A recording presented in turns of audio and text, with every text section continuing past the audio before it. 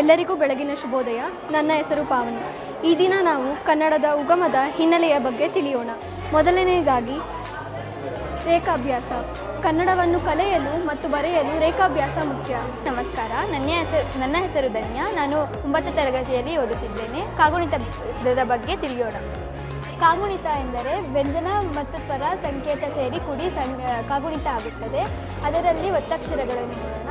ಒತ್ತಕ್ಷರ ಎಂದರೆ ಒಂದು ವ್ಯಂಜನಕ್ಕೆ ಅದೇ ವ್ಯಂಜನಾಕ್ಷರ ಪರವಾಗಿ ಬಂದರೆ ಅಥವಾ ಒಂದು ವ್ಯಂಜನಕ್ಕೆ ಬೇರೆ ವ್ಯಂಜನಾಕ್ಷರಗಳು ಪರವಾಗಿ ಬಂದರೆ ಅದನ್ನು ಒತ್ತಕ್ಷರ ಎನ್ನುವರು. ಶುಭೋದಯ. ನನ್ನ ಹೆಸರು ಸೋನಿಯಾ. ನಾನು 9ನೇ ತರಗತಿಯಲ್ಲಿ ಓದುತ್ತಿದ್ದೇನೆ.